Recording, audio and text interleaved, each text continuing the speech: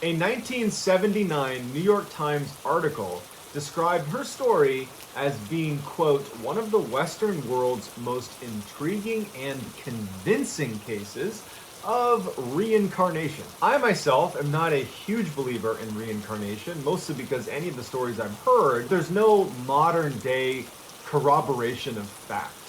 But in Dorothy Eady's case, or as she became known, Setti's case, she has a number of things that line up with her story, with her lifelong story, that she in fact was from ancient Egypt and was actually a priestess in ancient Egypt times.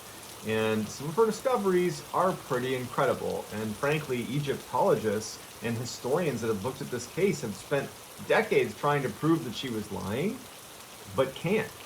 She had information that she shouldn't have had that begins to make you wonder, maybe she really was reincarnated. Before we get started, if you could please gently destroy the like button and then go ahead and hit subscribe and turn on all notifications, that would be great. I'm going to be posting a ton of content just like this as many times a week as I can. I'm aiming for 3, if not 4, every week going forward, so please come along. The too long didn't read version of this story is you have Dorothy Eady, who as a child has a near-death experience. When she kind of comes back, she believes that she is no longer home, that her home is somewhere else. She starts having dreams about this place. She describes this garden and this big building, and then eventually she discovers that what she's describing is a place in ancient Egypt.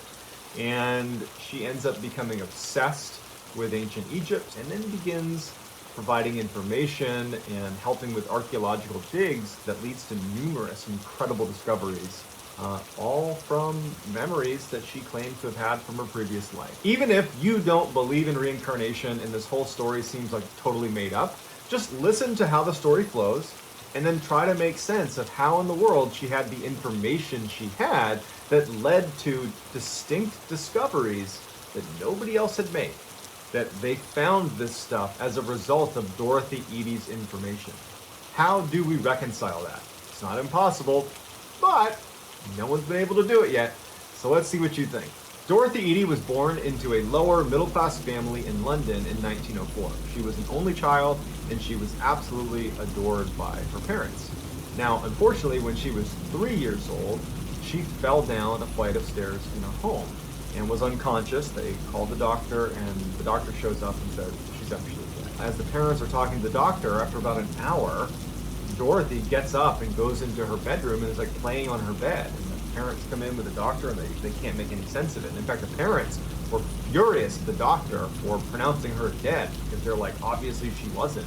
If she's just fine now, like, who are you? What kind of doctor are you? The doctor swears she was dead.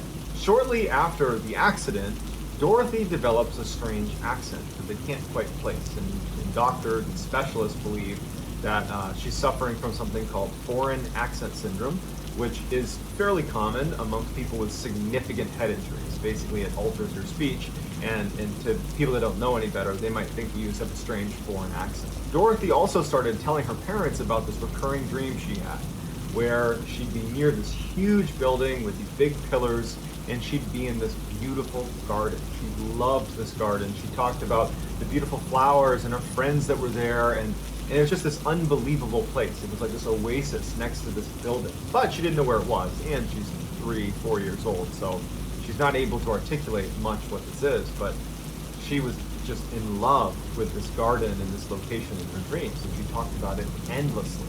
Dorothy's mother would find her daughter on her bed either before she went to sleep or when she woke up, crying, because Dorothy longed to actually be in this place in her dreams, which she started calling home.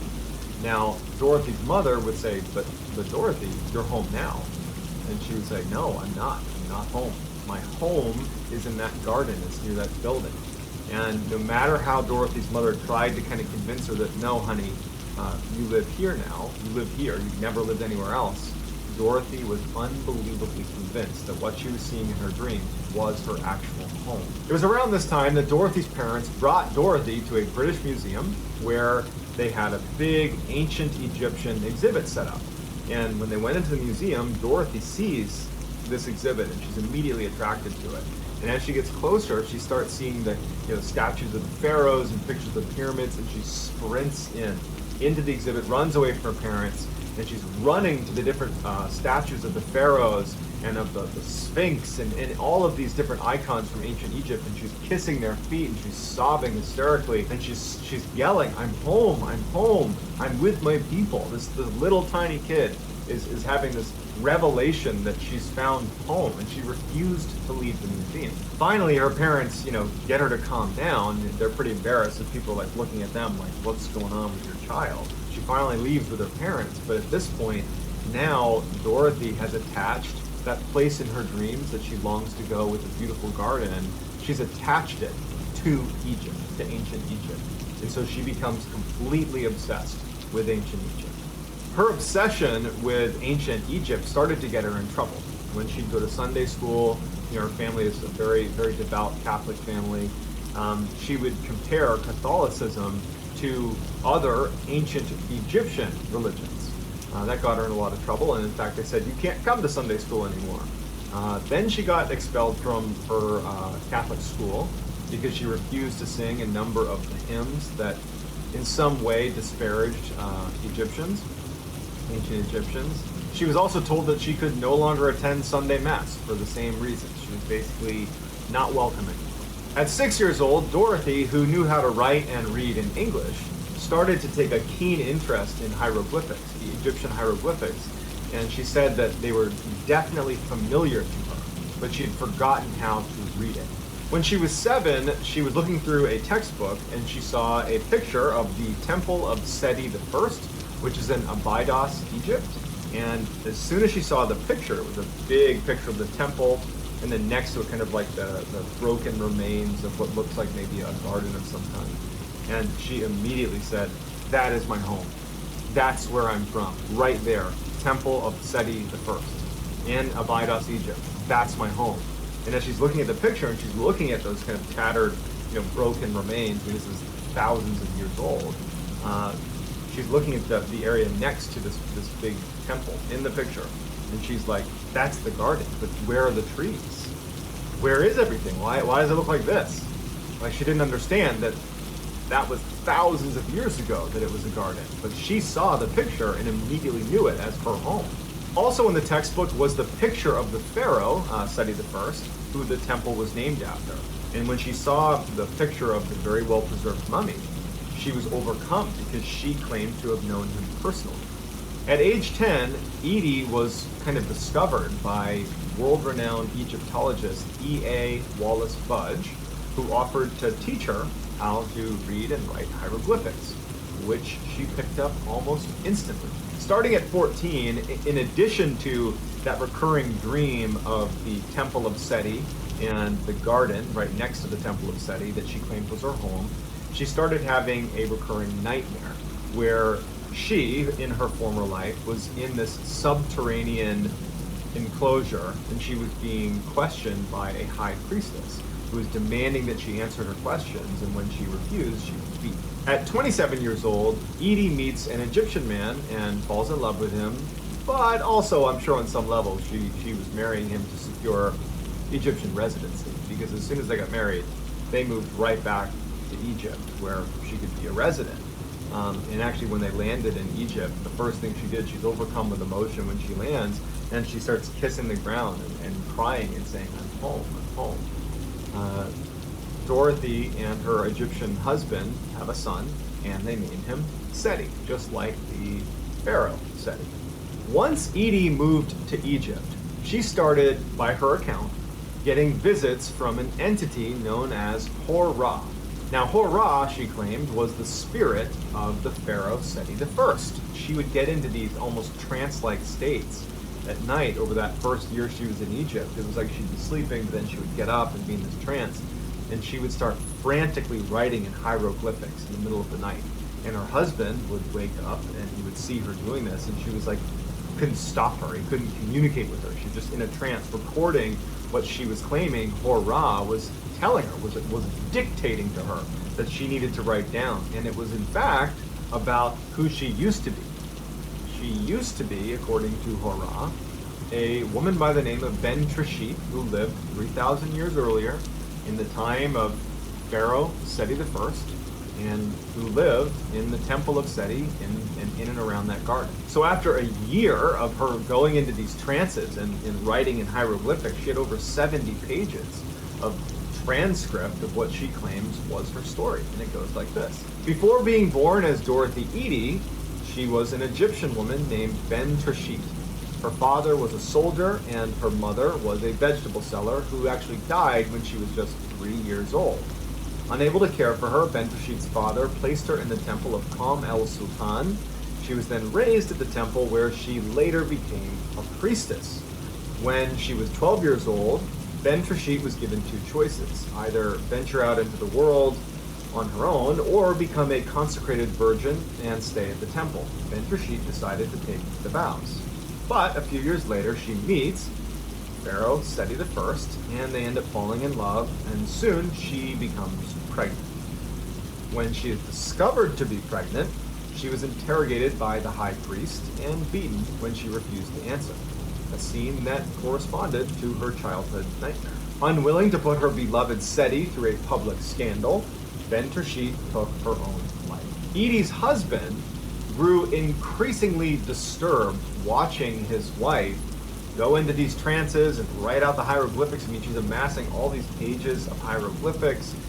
Her whole thing was just too much for him, and so he ultimately filed for divorce in 1936. Following the divorce, Dorothy and her young son leave and go live in another town near the Giza pyramids, and she starts going by the name Seti, which means Mother of Seti. So she doesn't go by Dorothy Eady anymore. And at this point, she also takes a job with Egypt's Department of Antiquities, and she begins a very lengthy and highly successful career in Egyptology. For nearly 20 years, Seti would research almost exclusively the temple of Seti I and learn everything about not only the temple but the people who lived there, because it was where she believed she used to live. But it wouldn't be until 1952, when she's almost in her 50s, that she finally actually steps foot in Abydos. And it was because of a job transfer that put her there. And in fact, she took a pay cut to get this job. She was so desperate to just finally step foot in the place that she believed was her old home. As soon as she walked into the temple, the first thing she says is, "It's as if I've lived here before." And she quickly sets up a office in one of the temple rooms and spends almost all of her time there. And she even befriends a cobra and feeds the cobra daily, and just has this cobra friend that just hangs out with her, which no one can make any sense of. Lots of rumors swirled around whether this woman was sane, but because her contributions to Egyptology were so pronounced and so useful, that she was very highly regarded. But of all of her accomplishments, of all of the things that she did, the thing that she is most known for is when she was able, as soon as she got to the temple of Seti I, identify exactly where the garden was. For Seti, she'd been having dreams of this garden her whole life. And so she very quickly said, if you dig here, you're going to find this garden. And sure enough, they dug down, and there was the garden. And in fact, she had described the layout of the garden, what trees were where, what types of trees were there, and it was all confirmed once they dug it up. She was also instrumental in identifying where to dig on the north side of the temple, where she said there was a tunnel that ran underneath, a secret tunnel. And sure enough, they dug down, there was the tunnel. That was something that they had never seen before. Only she knew about it, and there was no way she would have known about it without prior knowledge. In addition, she also pointed researchers to search in a specific area, in an area known as the Valley of the Kings, for a tomb, a long forgotten tomb. And sure enough, almost exactly where she described, there was in fact a tomb that had never been discovered before.